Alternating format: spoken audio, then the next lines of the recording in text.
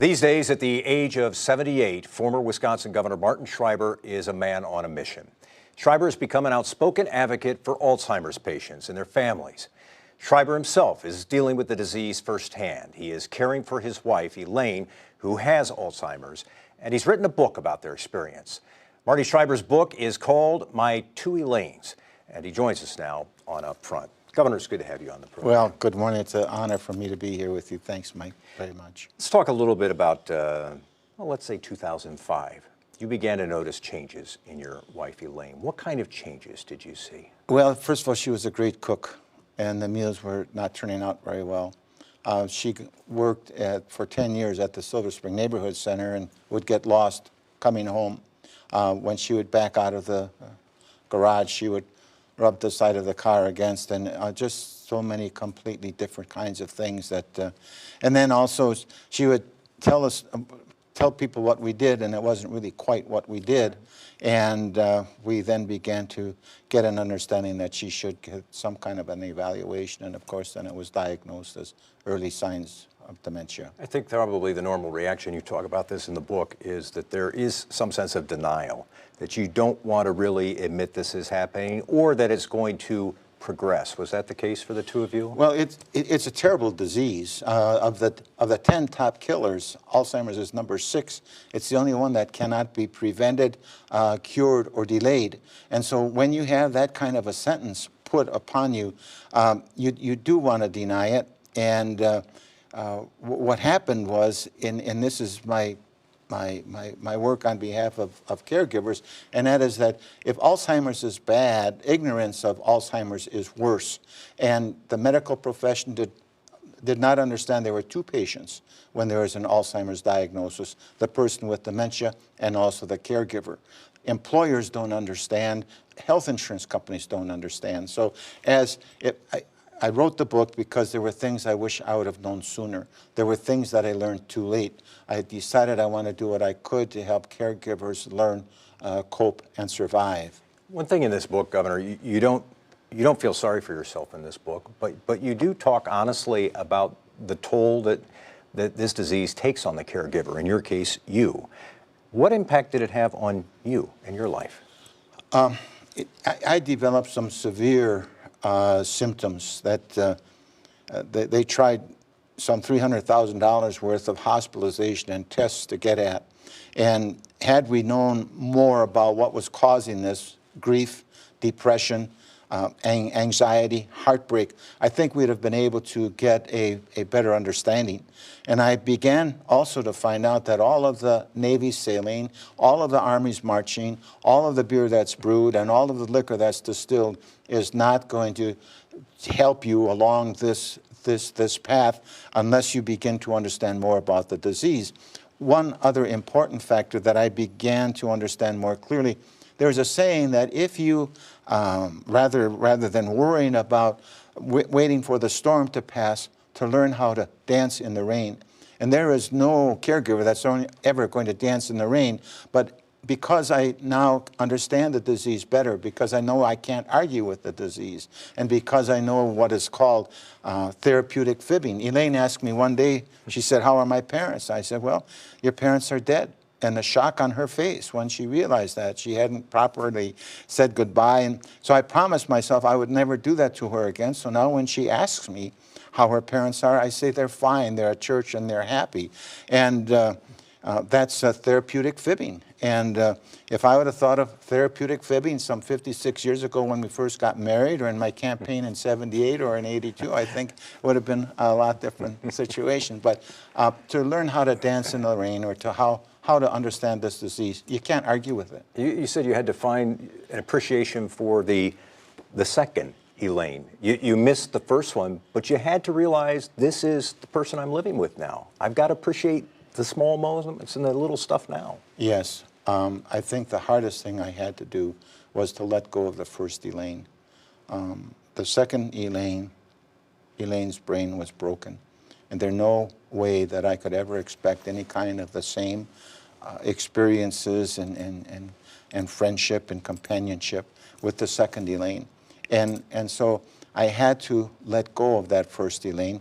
It was very difficult, but to a certain degree, it makes life easier now. Because when she does not recognize me or the family, I understand that this is the second Elaine. And because of that, I can deal with those kinds of issues better. The other day, she said that even her parents are beginning to like me. And she said it took them quite a while. And so I felt pretty good about that. But also the other day, she started to cry when we were eating lunch. I said, "Why are you crying?" "Oh," she says, "I'm beginning to love you more than my husband." Now, I didn't ask her, "What's wrong with your turkey husband?" I didn't ask that.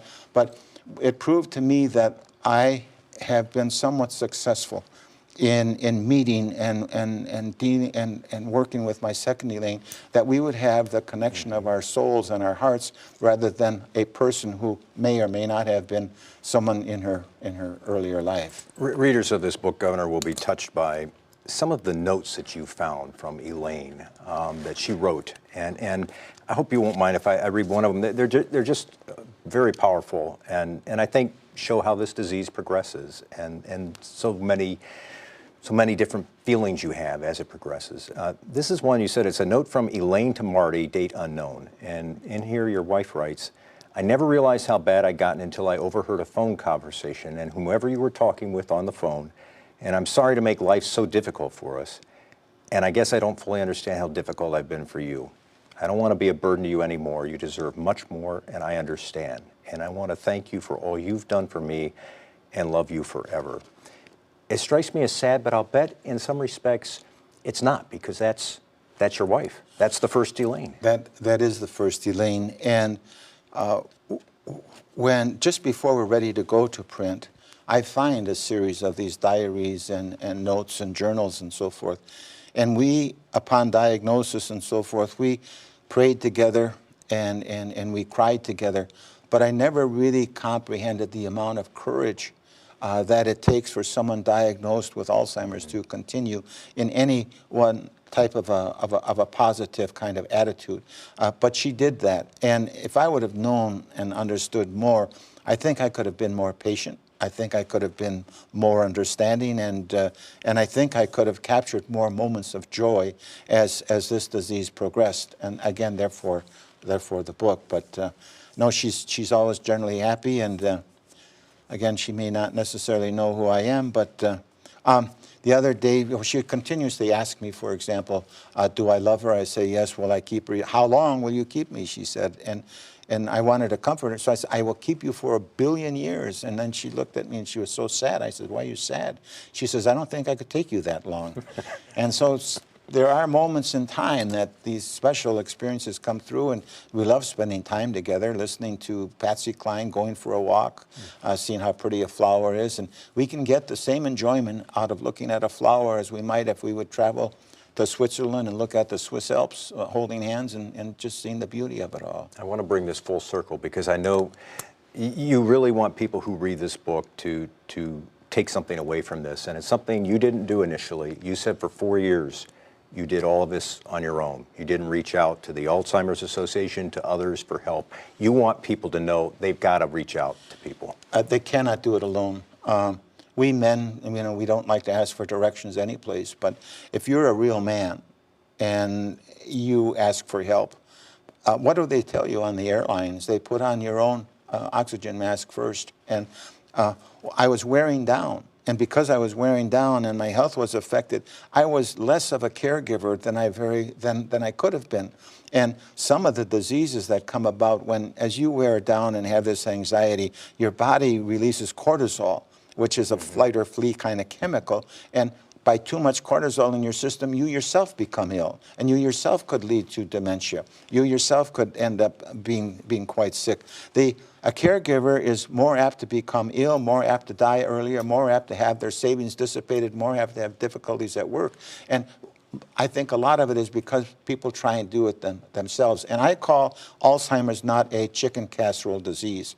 If I have heart trouble and I'm laid up at home, people will bring me a chicken casserole. But because we really don't understand that disease as much as we should or could, people shy away and they don't want to have too much to do with it. But the Alzheimer's Association has just been terrific. They've got an 800 number, 24/7. You can call them. I wrote it down, 272. 3900, but it's an 800 number and 24/7. But people have to understand they cannot, they should not do it alone. And if they are, they're hurting their loved one, but they're also destroying their own self. In the book are some comments that she made about me, and I don't mention that for self-grandizement. I mention that as to how much a person with dementia counts on the caregiver to take care of them, to take care of their anxieties, their needs, their concerns. And if I'm ill and sick because I did it to myself by overextending and not taking care of, that's bad, and I shouldn't do that. And again, if Alzheimer's is bad, ignorance of the disease is worse. Former Governor Martin Schreiber, the name of his book is My Two Elaines. We really appreciate you sharing your story, Governor. Thanks very much for being with us.